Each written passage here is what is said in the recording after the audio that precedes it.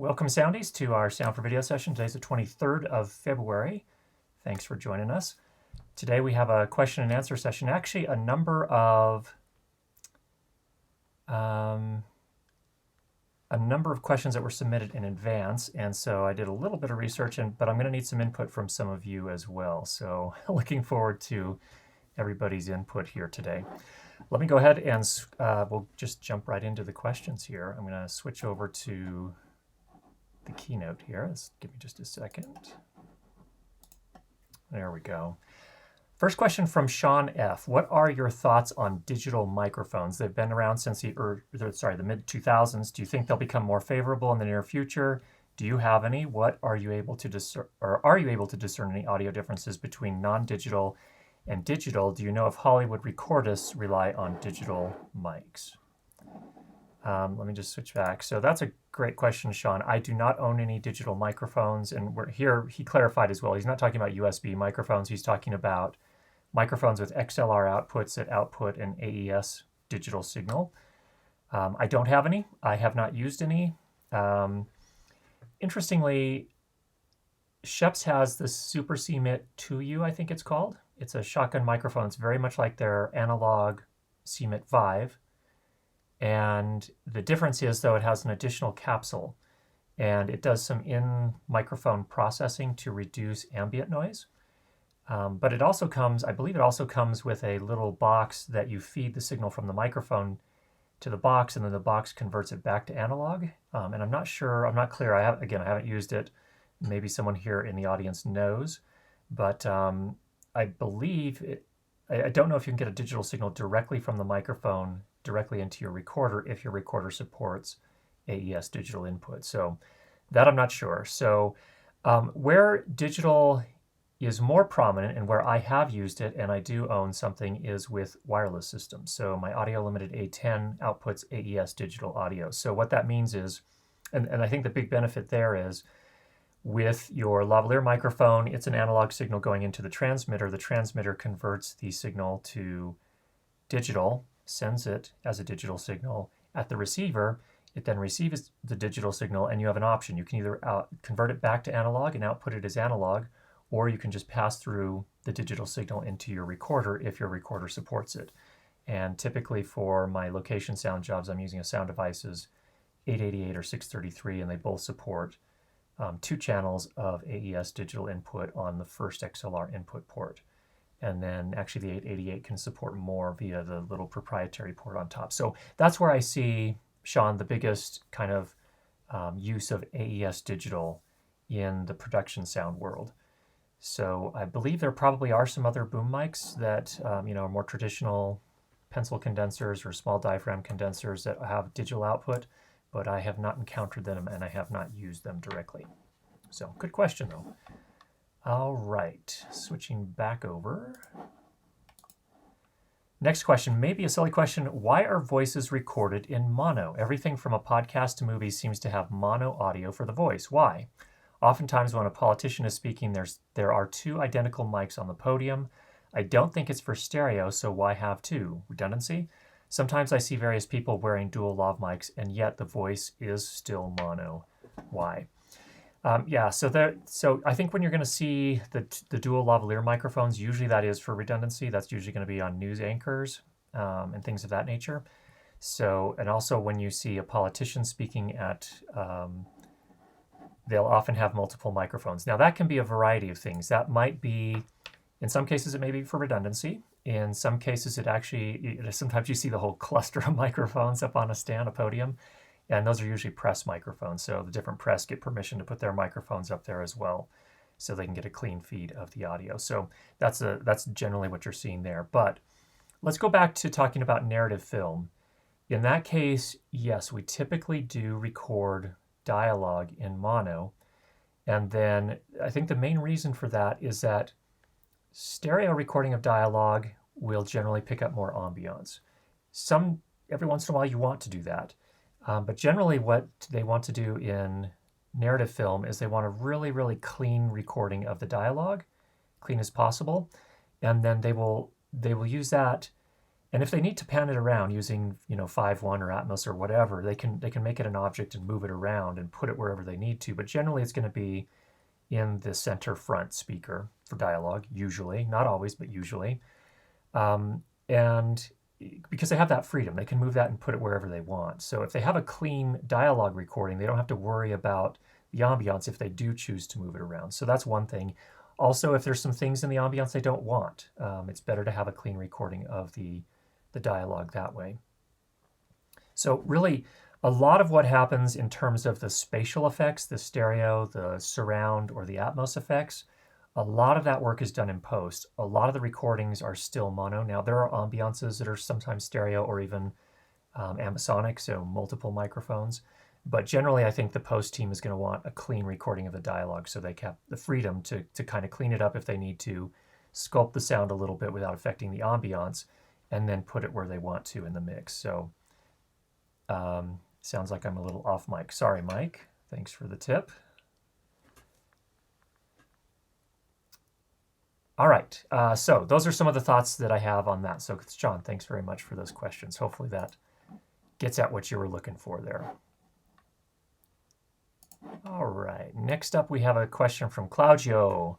I wondered if you can talk about audio frame rate in relation to video settings. I find that the two are at odds with each other, so I was told to divide the number in two. So a 60 frames per second camera setting becomes 30 frames per second for my recorder, 59.97, etc.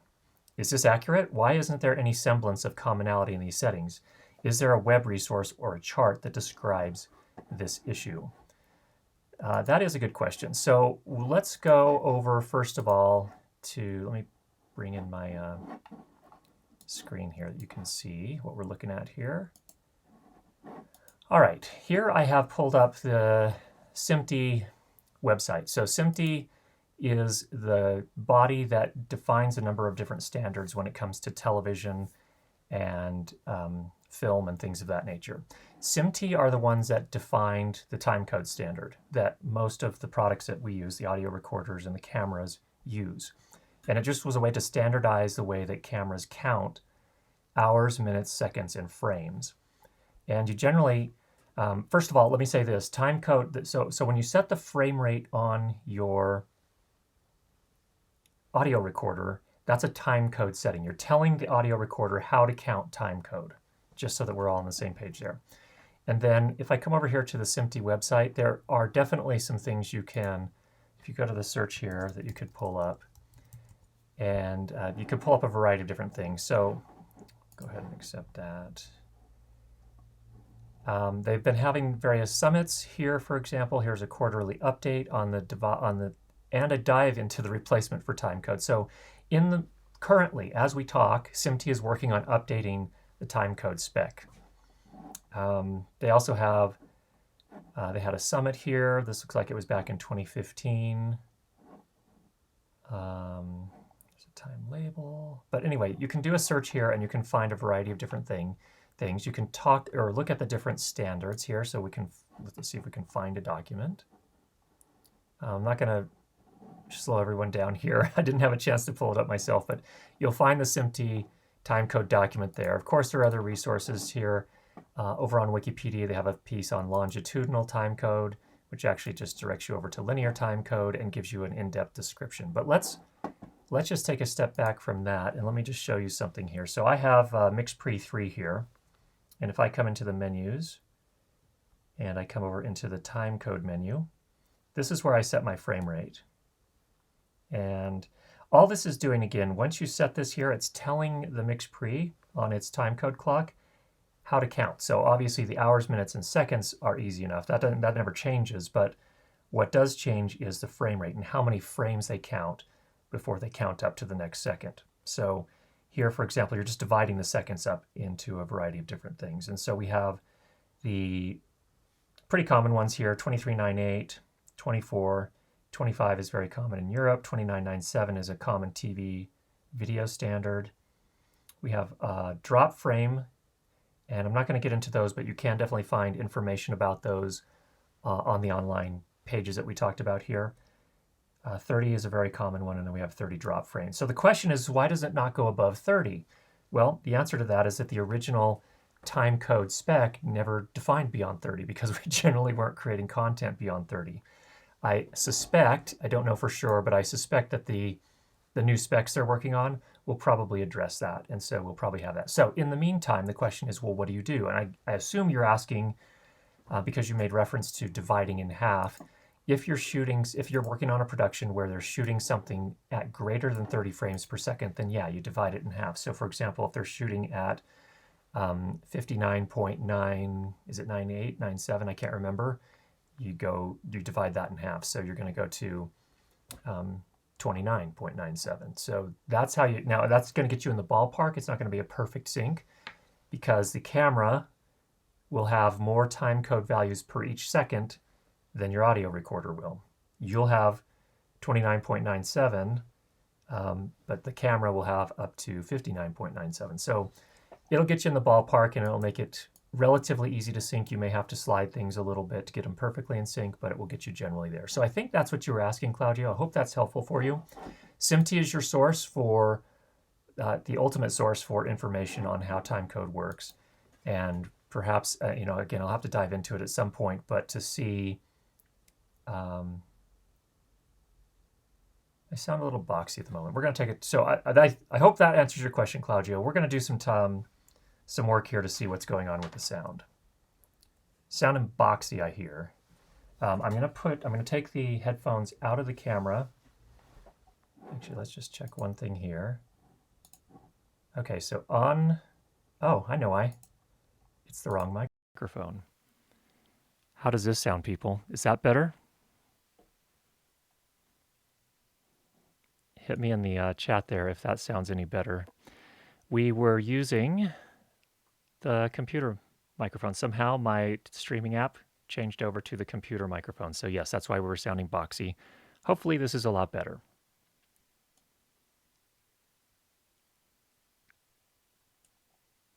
Woo, way better. Okay, we got it. All right. See? Understanding your signal chain is very important. It was the very last step in the signal chain. It was the streaming software that was set to use. I don't know how that happened, to use the computer's inbuilt microphone. So much better. Your sync isn't perfect. Much better, much better. We got some of this. That's more like Curtis Jet audio. All right. Now, Lau, you said that my sync is out. This is interesting because at this very moment, it may have been out of sync before when we were using the computer's inbuilt microphone. It should be in sync now. And the reason I say that is I'm feeding this microphone into the MixPre out to the camera into the A10 Mini, which converts it to USB into the computer. So the audio should be in sync now, and I'm curious if that's the case. So while you're working on that, I'm going to move on to the next question here. All right, the next one. Way better. It also helped the sync. Okay, we got that sorted out. Thanks, everyone, for your help on that. There's a community that can solve these problems. I appreciate that. All right. Next question is, Acusonus Era 4 bundle standard or Isotope RX7 standard for dialogue repair? Our work consists mainly of documentary type videos. My take on that is I would probably go for Isotope RX7. I think that RX7 has a wider range of tools for cleaning up dialogue. So if it were up to me, I would choose Isotope RX7. I'd be curious if anyone has a different opinion on that. Era 4 is actually a pretty nice set of plugins. Don't get me wrong. I'm not saying they're not good. What I'm saying here, though, is that Isotope RX7 has a wider set of tools to use for cleaning up dialogue. So that's really the only difference. Well, is that the only difference? It's not the only difference, but it is one difference. Another difference is that Isotope RX7 comes with a specific app. It's a standalone app that allows you to apply all of these plugins. So if you prefer to work that way, you've got that option as well. So there's some things there. I actually often use that. In fact, I use the standalone, I think it's called Sound Editor, Isotope RX7 Sound Editor. And I use that because I like the fact that I can do some offline processing there. So when I'm doing my final loudness normalization, I may use that in many cases. So those are some of my thoughts on that. Thanks for that, David. All right, Luigi, I couldn't find the update to the MixPre course related to the recent firmware version 6.0 32-bit USB audio interface. In one of your recent episodes, you told the new version and or date was mentioned in the course chapter, but I can only find reference to the firmware version 5. Can you please indicate to me which specific chapter was updated related to firmware version 6? So, Luigi, I think I misunderstood your question a few weeks ago. My apologies. I updated the course. I'm going through and updating the individual segments. I did another one last night. But the segment I updated was the one about recording to 32-bit float audio in the MixPre, not as a USB audio interface. So I haven't done the one that it looks like you're looking for yet with version 6. Also, the ones that I did update for version 5, nothing has changed for version 6. So I'm not going to do an additional update there, just so you're aware. But yes, the 32-bit USB audio, that is specific to version 6. And I will be adding an additional segment for that one. So that one's still to come. So thanks for the question. All right. Dane has a question. I'm a former recording sound engineer from 20 to 30 years ago.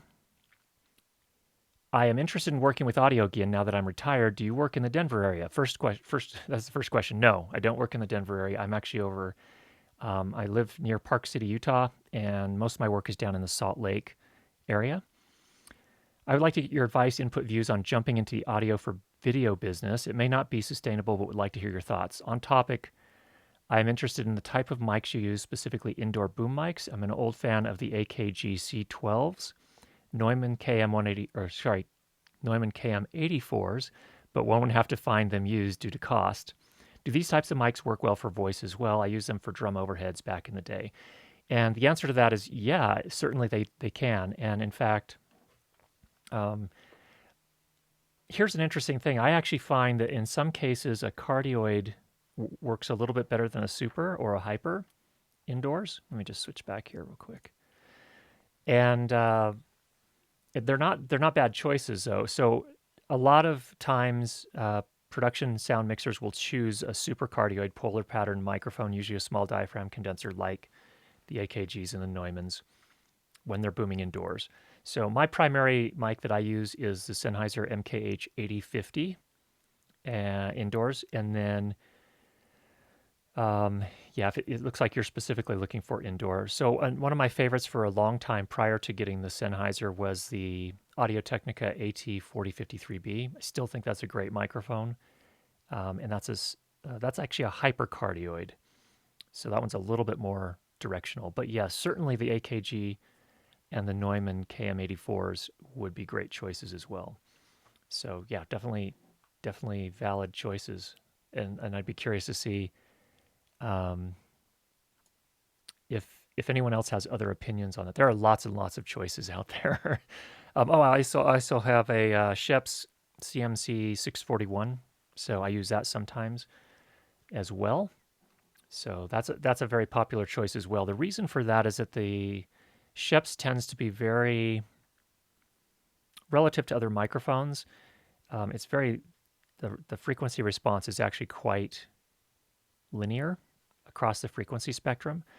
The reality is that makes some people's voices not sound awesome. So there's often post work that needs to be done. I don't find myself using that one quite as often, but it is a valid choice as well. And it's a very well respected microphone for good reason, I think. If you're going to do post, it can be a really good choice. So, all right. Next up, we've got a question from Rob. Let's switch back over to our keynote here. Okay, Rob's got a longer question here. I've got a Kickstarter vlog update to do this week in a small cheese shop. I'd love to hear what you and your subscribers would recommend sound-wise for the one-person band in this kind of situation and what everyone say I need to avoid. I will be speaking to camera and may chat with the shop owners. This is supposed to be a low-impact shoot, so for the camera, all I'm bringing is my Canon M50, some bounce, an on-camera light I suspect I won't use, a tabletop tripod, and a light camera tripod. My sound gear info is below, but feel free to omit if you think that would limit the discussion. I love a freewheeling conversation. If you think this info would help the conversation for location sound recording gear, I have a Tascam DR05 and a couple of iRig mic lavs I call my poverty wireless setup, okay?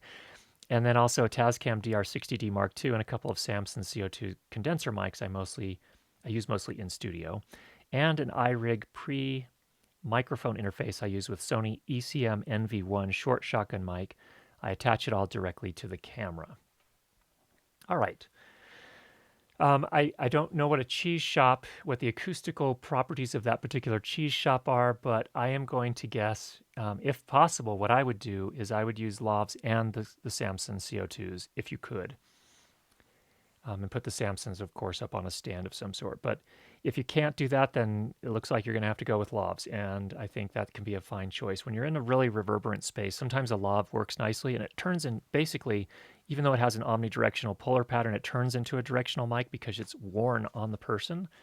So that narrows down the polar pattern at least to roughly to 180 degrees because the person behind it is going to absorb and or diffuse a lot of the sound coming from behind.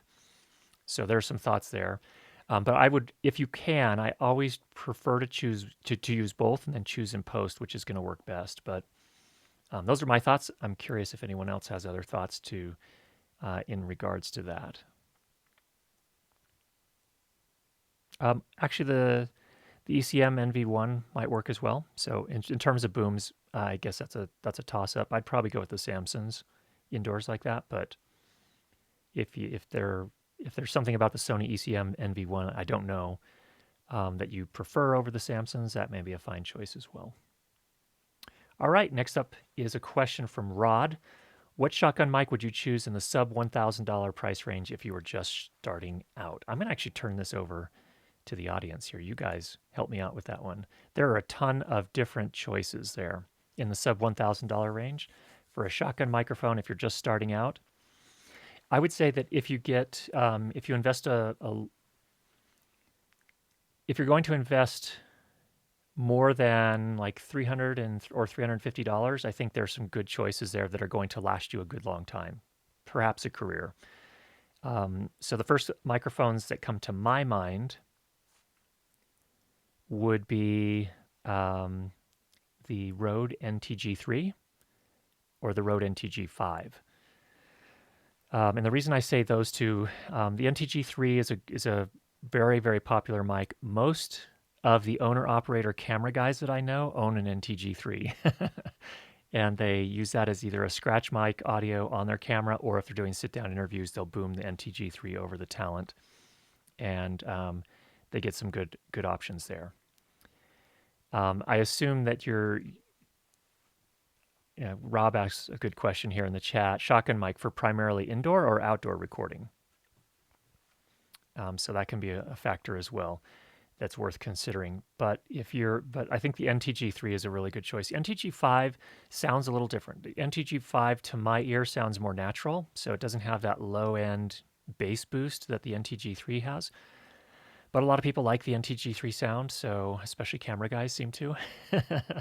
I don't think that you'll find, I think a lot of audio engineers kind of feel like they kind of roll their eyes and feel like, okay, that's a little bit of a cheap shot, I guess. It has a broadcasty sound, and they feel like that's not really.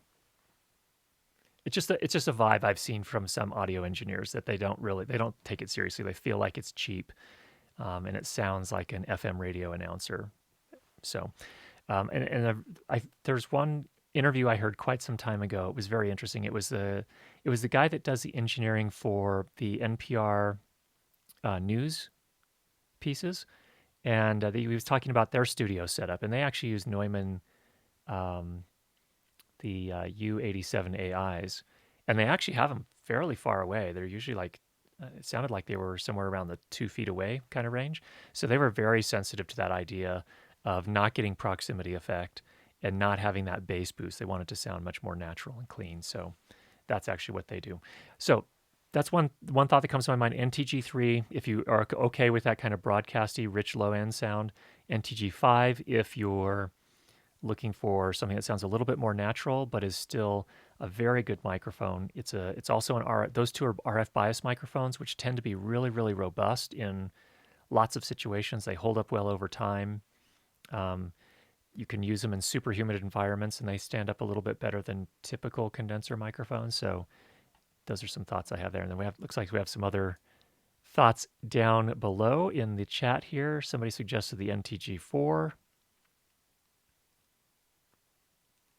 So on and so forth. Okay, so go ahead and take a look there. Thanks for the question, Rod. Moving on. Okay, next up is not a question so much, and let me just switch over to this. It's actually basically someone telling their experience. This is from Joe, and this is something that may not be relevant to all of us today, but maybe at some point in the future, so something worth considering.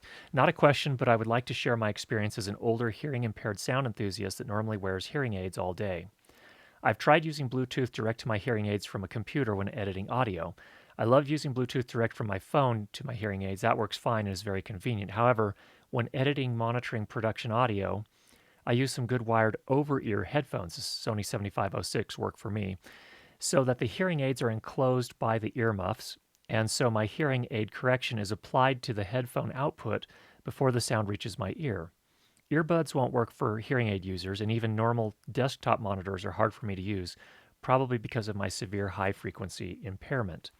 The only problem with this arrangement is feedback, a common problem for hearing aid users, even when wearing a hooded jacket or winter hats that enclose their ears and hearing aids. A hearing aid tulip change may have to be made to eliminate any feedback when the headphones are in position. And just pause here for a second. I believe the tulip is the little rubber part that fits into the ear canal. So continuing on. Also, the headphones may have to overlap an earlobe, thus creating a looser fit around the ear, to find a position where no feedback occurs. A visit to an audiologist, headphones in hand, may be needed to solve any feedback issues, but the effort was worth it to me. My suggestion is to not give up when first trying headphones over the hearing aids and to keep modifying the tulips and the headphone position until the feedback is eliminated. A custom button selected setting for the hearing aids may be needed when using headphones. The resulting tulip hearing aid configuration is fine for me for daily use when not editing sound. All right, let me just pop back out here, and a couple of things there. When Joe was talking about a custom setting for the hearing aids may be needed. Most of the modern hearing aids now have an app, a Bluetooth app that goes along with them, and you can set up what are called generally different scenes or custom settings. So you can have one that's specifically for restaurants that may help cut ambient noise in a little bit different way than the regular normal listening position or setting, I should say. And you may need a custom setting for when you're using headphones, is what he's saying there as well. And an audiologist can help you kind of fine tune that in. I have some friends that are audiologists, and they've talked about this type of stuff too. They can do a lot with the modern hearing aids. They've come a long way. They still have a way to go, but they've come a long way. And so, Joe, thanks so much for sharing your experience on that. So for those of us that ever find ourselves in that situation, that's good information to know. All right. We have another question here. Switching back over. I'm struggling to sync audio that I am recording on a Zoom F4 with video I'm shooting on a Fuji X-T3. Obviously, there's no linear timecode or longitudinal timecode input on the X-T3. I know you've recommended Tentacle Sync E in previous videos I've seen. However, I see that the Tentacle Sync software only works on Mac and I use a PC for my editing. Do you have any other recommendations for Timecode Sync? That's a good question. So on the PC, there actually is a PC app for Tentacle, but it is much more limited. It doesn't do everything that the Mac version does. Here's my read on this. And I think there are other actually timecode apps for Windows, and there's also DaVinci Resolve. So there are a variety of different options. Tentacle Sync, the founders of Tentacle Sync, one of them, Ulrich, is actually a Mac OS software engineer. So that's why everything they do is for Mac OS. And I think they hired someone to make the PC version. What the PC version does is it basically takes the video clips, it scans the audio track on the video clip, and it converts it into a timecode signal and embeds that into the video clip in its metadata. That's all it does. Then from there, what you can do is bring the video clips into your video editing app, whichever one you use, Premiere Pro, Final Cut, DaVinci Resolve, Media Composer, whatever you use. And then it already has that time code embedded, so you can do the sync within your video editing app. That's one way you can approach it on a PC. And that's going to be true. It's not just Tentacle Sync, it's any app. So the timecode systems, timecode boxes, same thing. Denicky, so on and so forth. So it doesn't matter which type you use. You'll all have this in terms of workflow. You're going to have the same challenge. Now, one thing you can consider doing, and I haven't specifically tested the XT3, but DaVinci Resolve now has what appears to be much better. Well, it's evolving functionality in relation to timecode, and you could potentially try using DaVinci Resolve to do all of that for you. So I haven't used it on. I haven't used it on PC, but it should have all the same functionality as the Mac version. Perhaps if someone over there is using a PC version of DaVinci Resolve, and you know. But in any case, DaVinci Resolve is capable of taking the audio timecode on a video clip and converting it to a metadata timestamp, which is what you need, and then syncing up from there. So definitely Timecode Sync E is a possibility for what you're doing. It's that post workflow you're going to have to work through. So those are a couple of options there. All right. While we're here, I'm just going to go ahead to the bottom of the chat. So Rob said, Curtis Judd Audio, regarding timecode, am I the only one here that still uses an actual clapper board to sync my audio? Absolutely not. The last short film I worked on, we used timecode and a clapper board. I don't think that timecode replaces a clapper board from my perspective. It's a supplement, but you got to have the clapper board there, the slate, so that if something didn't work out with timecode, you still have an easy way for post to sync things up. So I don't think it's a replacement, and no, you're not the only one using it still. And Lau agrees as well. So there's some thoughts on that. All right. Let's head back into the chat here. I think we're going to work our way backwards. No, we better start at the top. Let's start at the top. We had a bunch of hellos from everyone. We have Marky's Hut, who is joining us from Hampshire. Thanks for joining us. Here we have David from Denver, Colorado, just over on the other side of the mountains there. Welcome, David. And then Mark, greetings from the semi-United Kingdom. And Jack, of course, agrees you're not wrong, Mark. Here we have Tom from the Netherlands. Finally made it. Welcome, Tom. It's good to have you here. I don't speak any Dutch, but little piece of trivia. The largest part of my ancestry is actually Dutch. My grandmother on my mother's side was 100% Dutch. She was born in Rotterdam. And, well, was she born in Rotterdam? She might have been born here, but her parents had just gotten here. And then on my father's side, we actually have some Dutch as well. So, and then, of course, we have Rob joining us from Winnipeg, Canada. And Mark from Barcelona. Barcelona is one of my favorite European cities to visit. Had a great visit there. Norlish, yes, we're back on the European-friendly time. Trying to switch it up every once in a while. And here we have Paul from Poland. Thanks for joining, Paul. Sounds like we're off mic. Thanks to the community. We got that resolved. So thanks, everybody. All right. Have you reviewed the Zoom H3 VR recorder? I have not. One of my goals for this year is to do some ambisonic recording. I don't know if I'm going to choose the H3 to do that or not, but that is on the list of things to do for this year. So stand by for updates on that.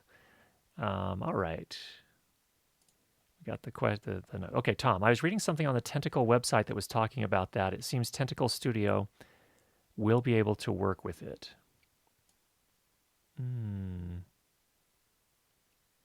Oh, I think maybe that Tom was referring to the Zoom H3, I think. All right. Then we're going to skip ahead of all those sound issues that we got sorted out. Thanks again, everybody, for that. Alarm Clock Films, would it be possible to use a Bluetooth transmitter and send the mix out of the X1, X2 port on the MixPre 10.2, then give a director Bluetooth headphones so they could hear the mix wirelessly? The answer to that is yes, it would be possible. The downside of doing that, though, is that Bluetooth typically has a lot of latency in it. So the director, if they're anywhere close to set, will get sort of this delayed effect. So they'll hear the primary sound, and then they'll hear the Bluetooth sound some number of milliseconds later. Often it's like 300 milliseconds. So it's a pretty substantial latency in most cases. Not all cases. It differs from product to product, but I know that Caleb Pike over on his channel a while back did a wireless monitoring setup with his sound bag, and he found a product, just a cheap little Bluetooth transmitter receiver system that he claims didn't pose any problems in terms of latency. So that's one thing to consider. I don't do that. I stay wired because I'm usually pretty close to my sound bag. I'm either wearing it or it's on a cart right next to me. So I just avoid that issue. And just be aware, every time you add another wireless something to your setup, it's another potential point of failure. You could see here, I mean, I wonder if I could show you behind the scenes here how much stuff I've got going on here. I've got the MixPre 10T for this mic. That's fed into the primary camera. I've got HDMI cables coming out, and I'm monitoring from the camera because that's the latest place in the signal chain I can monitor without a lot of latency.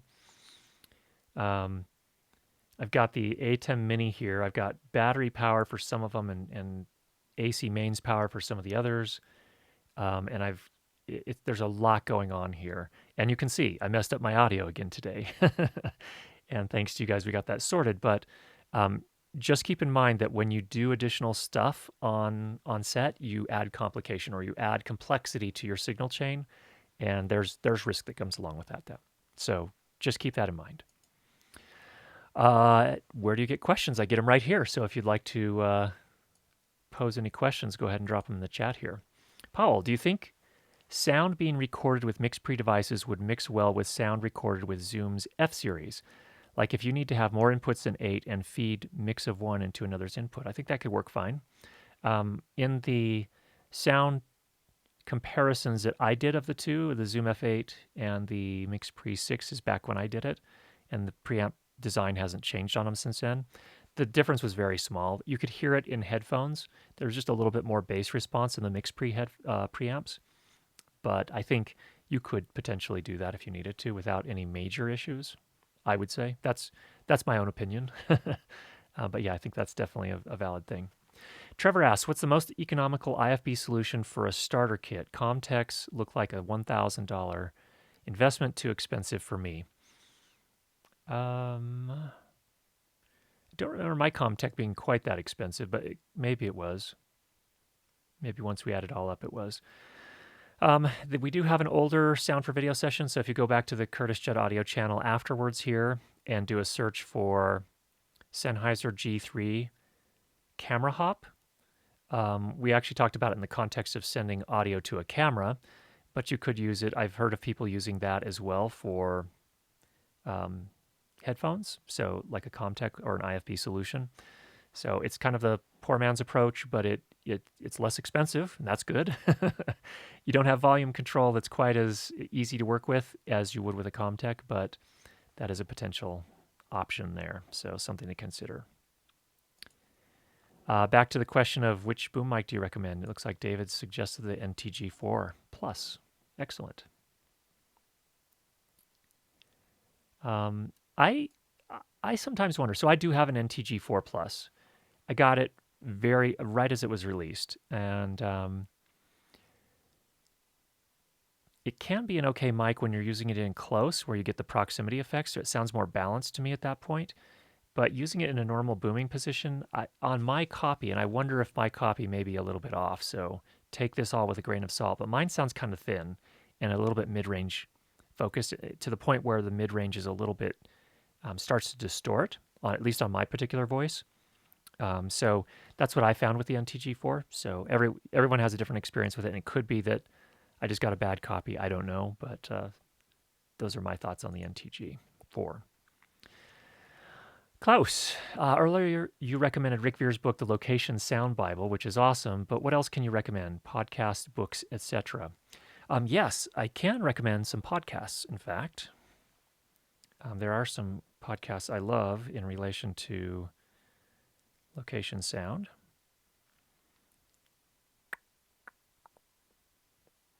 Probably the one that's most relevant to what we're doing here would be the Location Sound podcast. And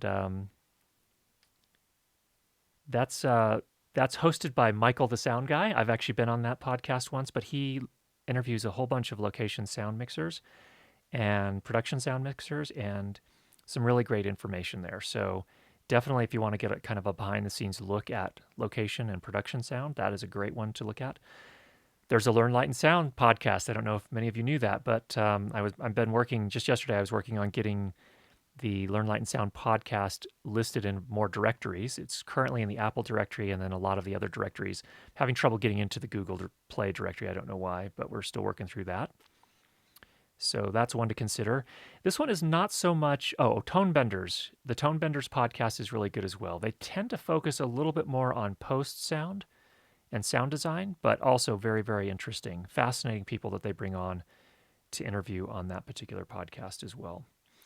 My favorite sound-related podcast that is not specifically about production or post-sound, but is just about sound in general, is called 20,000 Hertz. That one's definitely worth a listen as well. One of my favorite episodes on that was where they talked about the Dolby THX Deep Note, which is that sound you hear at the start of films when you go to the theater, the sound that's really cool, and it gives you the history of that. It was actually a two-part series, I think. There were 2 episodes that talked about that, which was really cool. And that was a really bad impression of the THX Deep Note, so I apologize for that. Those are the main ones that come to mind. There are some others that... There may be some others out there. There are some others that are sound-related that are more podcast-oriented that I follow. I think Ray Ortega's Podcasters Roundtable is a pretty interesting one. I often check in on some of those.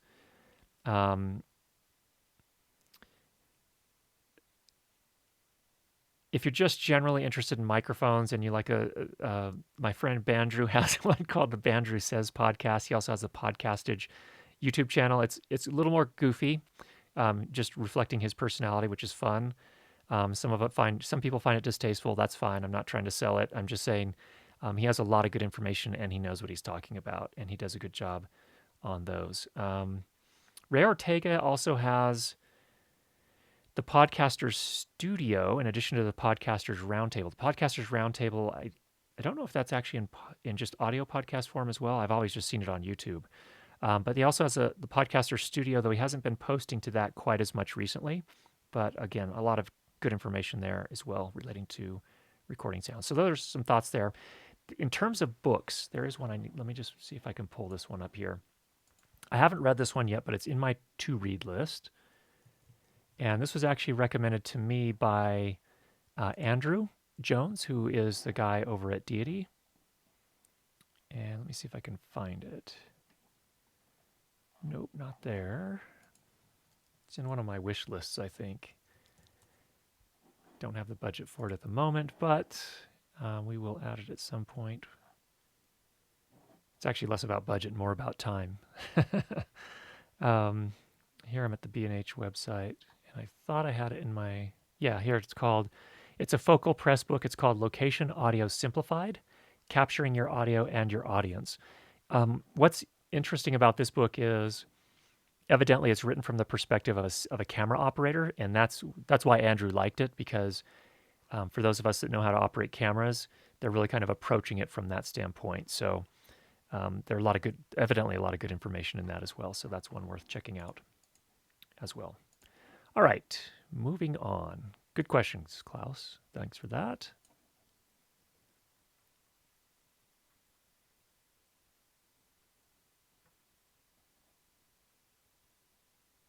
Okay, Rob says, if we're talking USD, I bet Hot Rod could find a used Sennheiser 416 used, and that mic would be a forever mic. That's a great point. If you're going to buy something used, Sennheiser MKH 416 is an awesome choice. I mean, you can't go wrong with it. Well, I mean, it's not perfect for everyone's voice, but it's a really good all-rounder, and you could use it for everyone's voice until you have an opportunity to build out your kit a little bit more. So, all right. Marxie's Hut says that the NTG4 is shorter and cheaper than the NTG4 Plus. Both sound the same. If camera has XLR, then NTG4 is less likely to appear in frame. So if you're going to be mounting it on camera, that's an important consideration.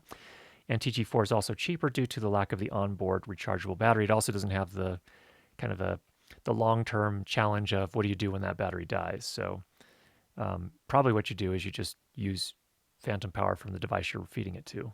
So Jack says the Aperture Deity is a great option. The S-Mic 2. Actually, I would say at this point, instead of the Aperture Deity, I would go for the Deity microphones S-Mic 2. They've cleaned things up a little bit, so some info there on that. Rod Wheeler says, thanks, everyone. Thank you. Lau also suggests the Sennheiser ME66 with the K6 or K6P module was his choice. It's very sensitive and sounds very natural. And it has the Sennheiser voicing, which is not a bad thing. Paul says there's a consistent problem with focus on your live Q&As. Focus is on the mic and not on your face.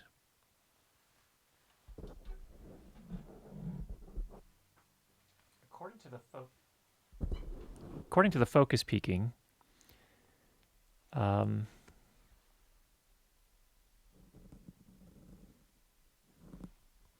okay, I'll work on that, Paul. Thanks for that. We'll see what we can do. The problem is, I'm not going to try to solve it now. I apologize. I will work on that. That's my commitment. All right, Rob. We already talked about that. According to Lau, focus looks fine.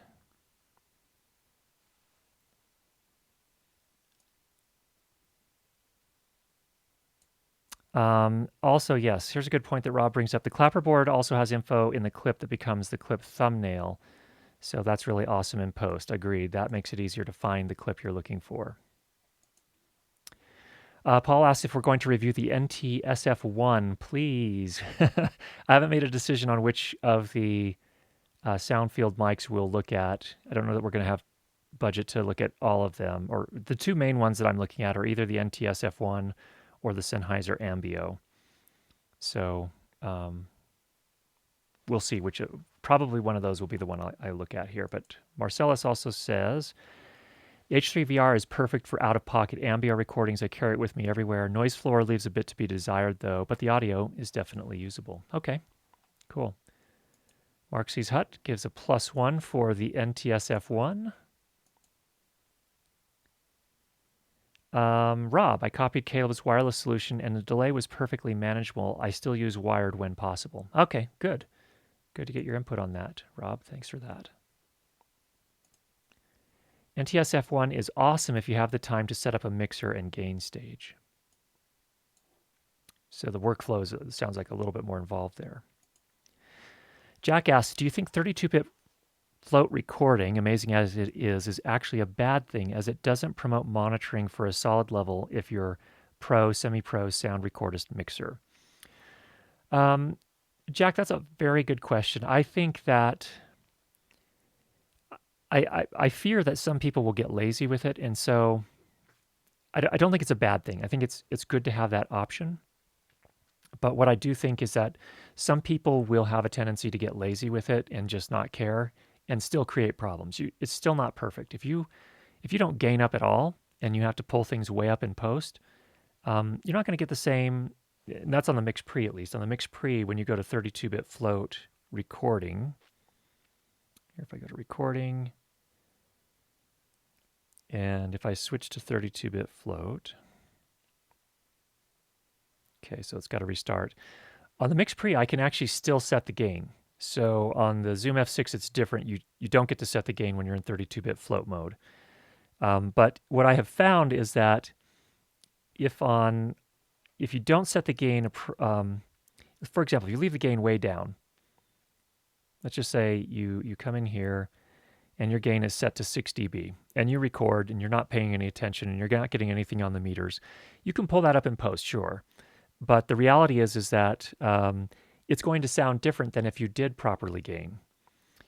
Just because or preamplifiers, analog preamplifiers, sound different at different gain levels. And what I found on the mix pre is it sounds a little richer and warmer when you gain appropriately versus when you don't. So I think that is an important thing. I'm less concerned about the sound mixers relying on it too heavily because it's really core to their job. Gain staging is something that's core to their job.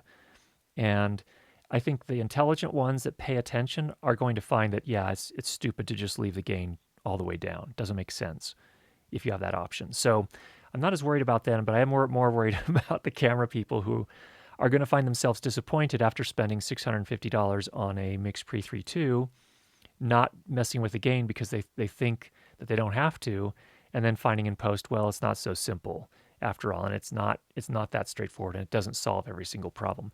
And a lot of times too, frankly, I think most of the educated production mixers realize that 32-bit float doesn't solve all problems. 24-bit is perfectly sufficient for 99% of what they're doing, and that really the 32-bit float is a specialty tool when you don't have an opportunity to gain stage because of the nature of what you're recording.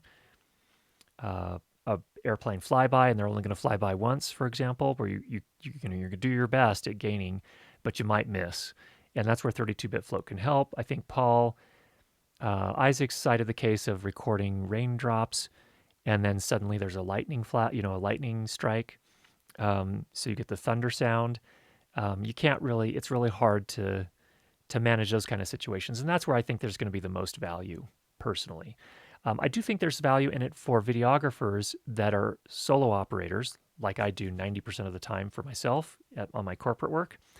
But I don't personally use it as a crutch. I would encourage other people not to use it as a crutch. You should still be caring about your gain staging. You should still be monitoring when you can, and you should still be doing all these regular things that we do. It just is an extra protection there in case things go awry and you only get one shot at things. So those are my thoughts. But Jack, I think it's a good point that it's important for people not to just lean on that too much and use it as a crutch. All right, recommended way to connect the new Rode VideoMic NTG to a Zoom H5. Use a 3.5mm input on the side of the left-right capsule, or use an adapter and plug into the XLR jack on the bottom. Ooh, I've actually found the Zoom's 3.5mm inputs are generally pretty decent, so that would be the easiest thing to do. The NTG, VideoMic NTG has this little auto-sensing circuitry, so you could probably use the VXLR Plus and plug into the XLR input on the H5. I don't know that you're going to have better audio quality that way, but that is an option. It's an experiment that needs to be done. I don't know the answer to it myself. Maybe somebody else does here as well. Okay. Patrick also seconds the motion that the CMC 641 is very clean, very true mic, and I agree. Which means it doesn't sound awesome on some people's voices, because some people's voices aren't that awesome, like mine. Mine can sound really harsh on the CMC 641, which is why I don't use it a lot on myself. Your take on the ME66. I've only used it once for a very short period. It was fine. It seemed like very bright voicing to me, which is pretty typical of the Sennheiser voicing, but it was good, pretty good. My brother used it quite a bit before he got a 416, but now that he has a 416, he uses that exclusively. Unless he's, well, actually, no, that's not true. If he's doing an interview, he'll boom both of them, one for each person, so... Drake says, I use the Sennheiser G4 100 systems with stock mics, occasionally get bursts of static interference. Distance, squelch, and frequency make no difference. Should I try a mic with better RF shielding? Maybe the MKE2. Ooh, good question. So I have not experienced that. I have not used the G4, but I did use the ME2s on, and I think you're probably using the ME2 too, which is getting to be very confusing in naming. I think the G4s come with a newer version of the ME2. So I'd never experienced that with the ME2 or the ME22, which I used on the Sennheiser XSWD system. But I don't know if anyone else out there has input for Drake. I think that probably you are going to find that the MKE2 has some pretty good shielding. And we also did a video on all of the pro level mics that I've used a few weeks back over on my main channel. All of those have been pretty good, actually quite good in terms of rejecting RF interference. So they put a lot of design into that in each of those cases. Rob says a little something here. So just going back to Drake's question, if you guys do have specific input, if you've experienced RF interference or that staticky sound, I'm not entirely sure what it is. My guess would be that it is interference, but I don't know for sure. any input from you guys would be most welcome as well. So thanks for the question, Drake. Rob says, I'd imagine abuse of 32-bit float could end up with an overprocessed clip that still sounds weird. And yes, absolutely. Absolutely agree with that. John, hi from the UK. Do you think there is much benefit from feeding a Sound Devices preamp into the Zoom F8, like the Sound Devices 302, for example? If you're willing to carry the extra weight and you like the ergonomics of the 302, then yeah, there is that benefit. The Sound Devices 302 has some pretty warm preamplifiers, so you'll get that as well. So that's not bad. Yeah, so I guess that's the value. So the question really becomes, are you willing to heft around the extra weight to do it, and potentially the additional expense if you haven't purchased those already. But I have heard of people using that combination, and they're happy with it.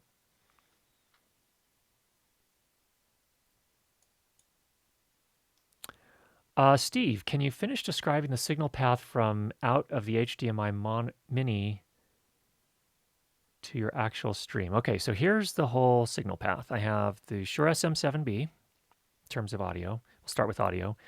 That goes into a MixPre 10.2, which is on the desk here.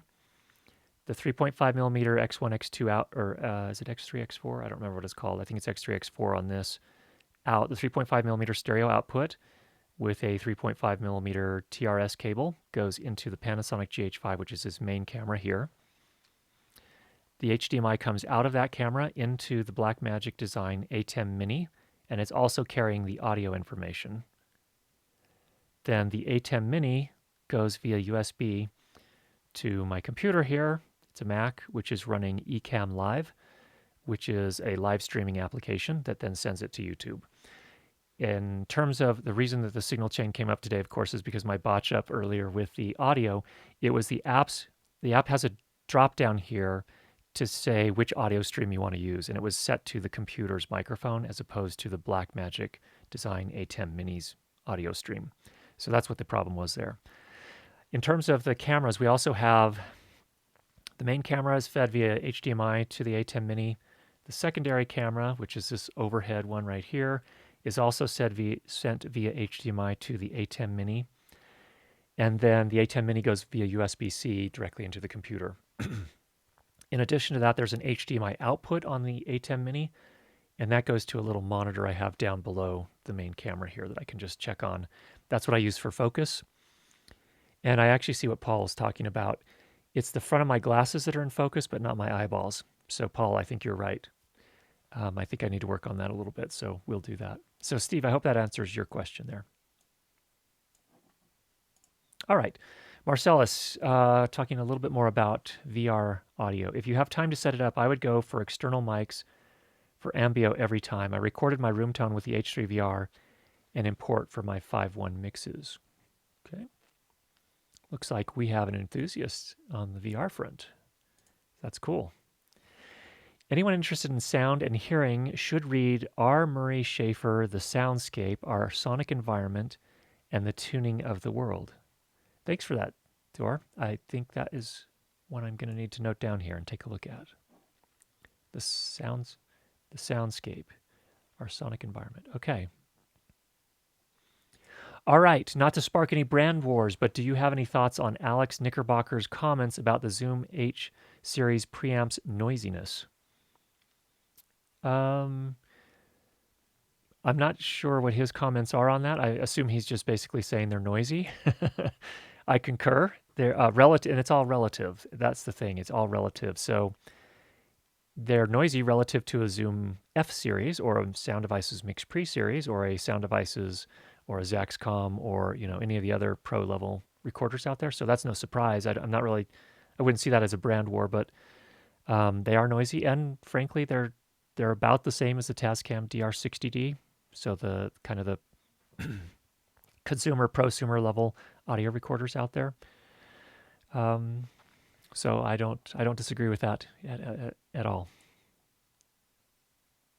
Any thoughts on recording voiceover inside a car? I've heard podcasters do that, actually. And in fact, Ray Ortega, who I referred to earlier, has done some of his episodes that way, where he goes out and sits in his Prius in the back seat and records a podcast. I have done that before, actually, come to think of it. Way back in the day, I did have a podcast back in probably 2005 or 6. Um, and I recorded the first episode inside of a car. It's not a bad place to start. If you don't have a very good acoustical environment somewhere at home, a car parked in the garage could be a pretty good place to do things in terms of overall sonic environment. And I think part of the reason for that is that um, there are the seats and other things to kind of diffuse the sound. So it's actually not a bad place to do it. All right, next up from SMH777, any thoughts on the ATEM Mini MJPEG RGB color space issue that EPOSVox uncovered recently? Colors appear crushed when using the USB port to stream to Skype, Zoom, etc. I'm not aware of that issue, so I'll have to go look it up. So I don't have any thoughts on it just yet, but thank you for alerting me, and I'll go take a look at it.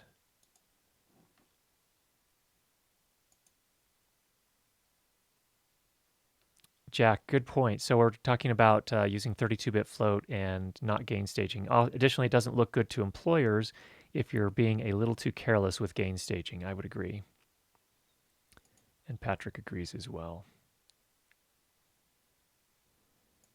CMC6 is popular among rich people, I'm sure. Lau, in that context, what I was referring to is it's popular amongst production sound mixers. So the professionals that are doing this to earn the main portion of their living, among those people, it's popular. So you're right. It's an expensive microphone. It's almost $1,700 US in here in the US. So it's not a cheap mic. By the way, as for the focus, it's not that it's way off. However, maybe my eyes plays tricks on me, but it seems that pop filter foam structure and crimp on screw are razor sharp and face is just a tad off. You're right. You are absolutely right.